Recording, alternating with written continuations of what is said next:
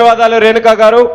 మంచి సూచనలతో సంక్షేమం వైపు అడుగులు వేయడానికి తెలుగుదేశం పార్టీ నుంచి తదుపరి ఆనంద్ సూర్య గారు బ్రాహ్మణ సంఘ సంఘటన అధ్యక్షుడు గారు ఇదే సంక్షేమం మీద మాట్లాడడానికి ముందుకు వస్తున్నారు.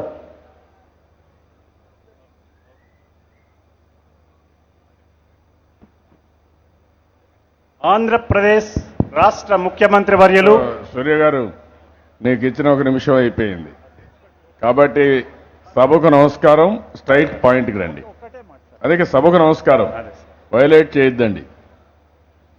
సర్వజన సంక్షేమ ప్రదాత శ్రీ నారా చంద్రబాబు నాయుడు గారు, అలాగే అఖిల భారత ప్రధాన కార్యదర్శి చిరంజీవి లోకేష్ గారు, కార్మిక సంక్షేమ ప్రదాత, వారికి నమస్కారాలు తెలియజేసుకుంటూ మీరు నా మాట వినాలి.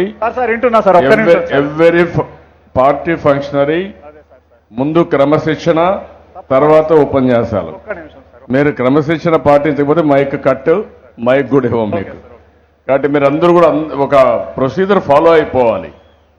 మీరు ఎవరినో ప్లీజ్ చేయడానికి మీరు రావద్దండి, మిమ్మల్ని మీరు ప్లీజ్ చేసుకోవాలి. ఈ మహానాడులో మీరు మాట్లాడితే పార్టీకి ప్రజలకు ఉపయోగపడాలి, ఆ యాంగిల్ వెళ్ళండి. రవి అస్తమించని బ్రిటిష్ సామ్రాజ్యాన్ని కూకటి వేళ్లతో పెకలించి ఆనాటి ఉద్యమంలో వందలాది మంది బ్రాహ్మణులు తమ ఆస్తులని ప్రాణాలని కరిగించుకొని బ్రిటిష్ వారి తుపాకీ గుళ్లకు ఎదురొడ్డి నిలిచినటువంటి బ్రాహ్మణులు, ఆ తర్వాత ఆ ప్రభుత్వం ఏదైతే వచ్చిందో ఆ ప్రభుత్వంలో బ్రాహ్మణులకు ఏ విధమైనటువంటి సంక్షేమ కార్యక్రమాలు అమలు జరపబడలేదు.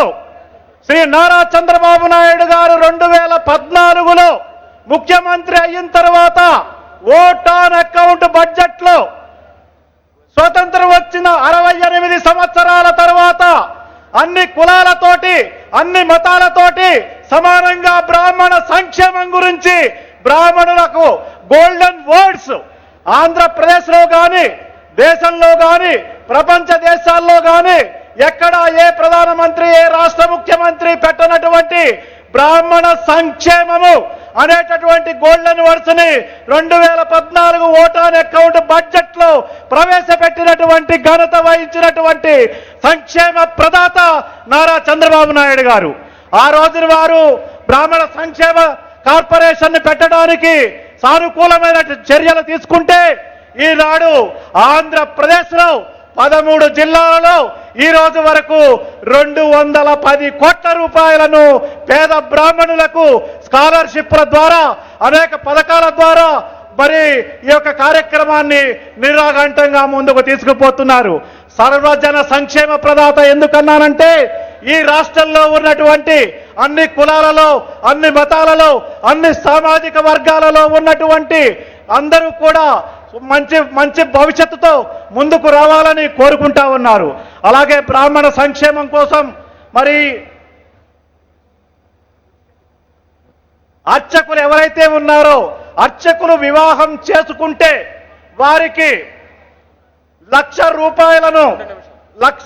రూపాయలను ఫిక్స్డ్ డిపాజిట్ వేసి, ఎందుకంటే బ్రాహ్మణులందరికీ సభాముఖంగా విజ్ఞప్తి చేస్తున్నా, అర్చకులకు పెళ్లిళ్లు కావటం లేదు. అర్చకులకు పెళ్లిళ్లు కాకపోయినట్లయితే చాలా ఇబ్బందులైనటువంటి పరిస్థితులు వస్తాయి. ఆ అర్చకులు పెళ్లి చేయటంలో సమాజంలో ఉన్నటువంటి అందరూ కూడా బ్రాహ్మణులందరూ కూడా ముందుకు వచ్చి పెళ్లిళ్లు చేయటం కోసం మనం కృషి చేయాలి.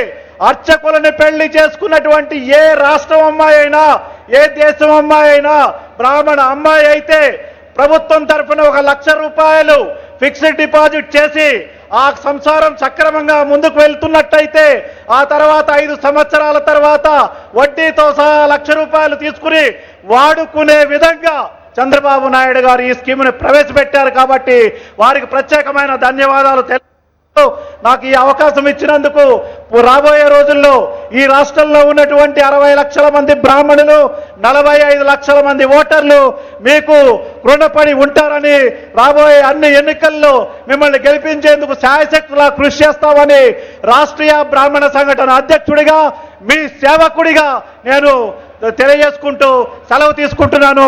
నారా చంద్రబాబు నాయుడు గారి నాయకత్వం, కొంచెం అందరూ గట్టిగానండి, నారా చంద్రబాబు నాయుడు గారి నాయకత్వం, నారా చంద్రబాబు నాయుడు గారి నాయకత్వం.